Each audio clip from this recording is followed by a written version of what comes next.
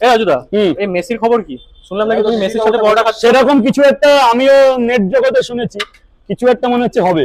কি হবে একটু শুনি, খুলসা করো। এটা দেখো দাদা, আগামী দুদিন আগে হট করে সোশ্যাল মিডিয়ায় দেখি শত্রুত্ব দাদার একটা বড় আপডেট, যে বর্তমান ভারতবর্ষে মেসিকে নিয়ে আসছে, তাই তো? লিওন অফ দা মেসিকে নিয়ে আসছে শত্রুত্ব দত্ত বলে একজন মাননীয় মহাশয়, লিওন দা মেসি।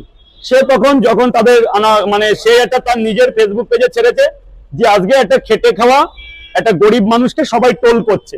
সে তো তার নিজে খাচ্ছে, সে তো কাউকে চাচ্ছে না, কিংবা কঠোর পরিশ্রম করে খাচ্ছে। কিন্তু এইগুলো যারা করছে, এই টোলগুলো যারা করছে, তাদের আমি দুঃখিত জানিয়ে, এই যে মেসি যে পরোটা খাচ্ছে, যেটা এআই ভিডিও করা হয়েছে, ওটাকে উনি বাস্তবতায় পরিণত করতে চাইছে। তার 2 ঘন্টার মধ্যেই এবিপি আনন্দ ছাড়লো যে রাজুদার পকেট পাওয়াটা একটা ঐতিহ্যবাহী কলকাতায় এটা মানে কি মেসি খাচ্ছে। তারপরের দিনই সকালবেলা সত্রুত দাদার সেক্রেটারি আমাকে ফোন করলো, বললো আমরা সবাই যাব তোমার ওখানে, তৈরি থেকো। এই দুটো কথা বলতে চাই। আমি অনেক অনেক অনেক আমার জীবনের যত কষ্ট তার মনে হয় আমি সুফল এটা পেলাম। অনেক ধন্যবাদ জানাই শত্রুত্ব দত্ত মহাশয়কে। সে আমার মতন একজন স্ট্রিট ফুডে পরোটা বিক্রেতাকে এত বড় একটা প্ল্যাটফর্ম দিতে চলেছে। তার অনেকে এটা নিয়ে ব্যঙ্গ করছে, আমি কিছু বলছি না।